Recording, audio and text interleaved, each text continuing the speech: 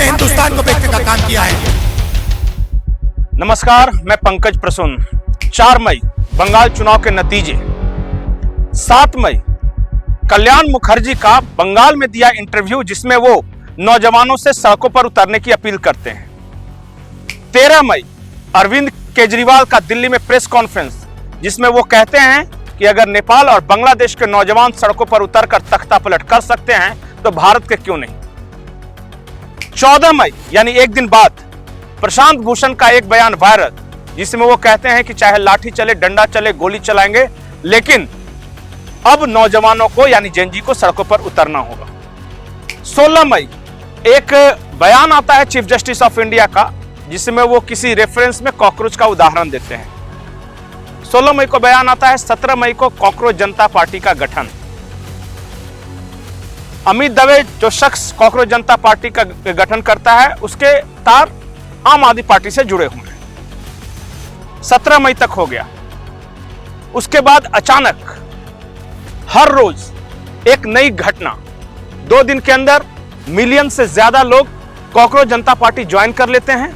बाकायदा फॉर्म भरवाया जा रहा है ऑनलाइन, रसीदें काटी जा रही है और कहा जा रहा है कि नौजवान, ये नौजवानों का आंदोलन है सिस्टम के खिलाफ। ये सब चलता रहता है। तब तक फाइनेंशियल टाइम एक आर्टिकल छापता है, क्या मोदी की चमक फीकी पड़ रही है। फिर अचानक से नॉर्वे में एक पत्रकार सवाल करती है, प्रेस ब्रीफ में प्रधानमंत्री निकलते वो रातों रात भारत में वायरल हो जाता है। अगले दिन यानी जिस दिन मैं वीडियो बना रहा हूं, ध्रुव राठी का एक ट्वीट है जिसमें वो कहता है कि जहां पे मोदी जाए उनकी बेइज्जती करनी चाहिए, उनका घेराव करना चाहिए, उनके साथ मार पिटाई होनी चाहिए, तभी असली क्रांति होगी। अब मैंने 4 तारीख से लेकर आज तक हर दिन के डॉट्स जोड़ने की कोशिश की है। 2 चीज कॉमन आप देखिएगा, नौजवान हिंसा करो, मोदी के खिलाफ हिंसा करो, सड़कों पर उतर जाओ, आंदोलन करो, और एक पूरे का पूरा इकोसिस्टम अचानक से एक्टिवेट हो गया है। भारत में नेता प्रतिपक्ष हैं राहुल गांधी, उनकी जुबान अचानक से एग्रेसिव हो गई। वो क्या कह रहे हैं प्रधानमंत्री मोदी और गृह मंत्री के बारे में, मैं तो वैसे शब्द बोल भी नहीं सकता, आप खुद सुनिए। जब ये आरएसएस से कार्यकर्ता आपके सामने आएंगे, नरेंद्र मोदी की बात करेंगे, अमित शाह की बात करेंगे, उनसे आप सामने उनको कहो कि आपका प्रधानमंत्री गद्दार है, आपका होम मिनिस्टर गद्दार है, आपका संगठन गद्दार है, आपने हिंदुस्तान को बेचने का काम किया है। दोस्तों, आजाद भारत के इतिहास में शायद ये पहली बार हुआ होगा कि नेता प्रतिपक्ष भारत के प्रधानमंत्री को इस तरह सार्वजनिक मंचों से गद्दार कह रहा है। ये एग्रेशन है या फ्रस्ट्रेशन, इसका फैसला आप करें, लेकिन मेरा आकलन कुछ और है।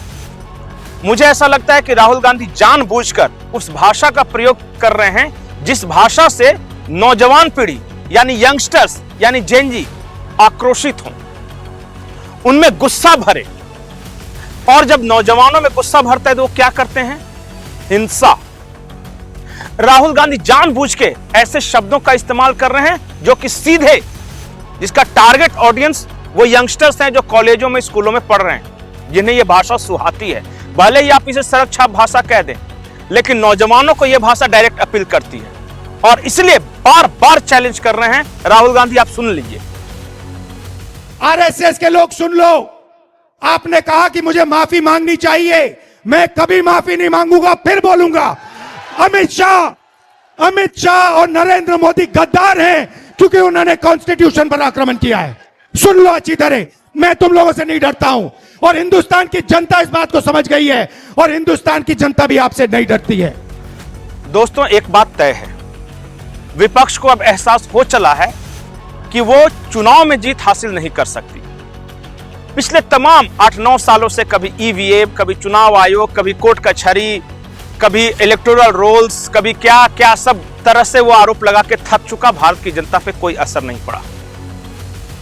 अब कांग्रेस वामपंथी ग्रुप को यह लगता है कि अब एक ही उपाय बचा है नरेंद्र मोदी को हटाने का, और वो है हिंसा के रास्ते हटाया जाए। विपक्ष को यकीन है कि जैसे ही भारत की सड़कों पर अराजकता फैलेगी, भारत की तरक्की से जलने वाले कुछ देश अपने आप मदद को आगे आएंगे।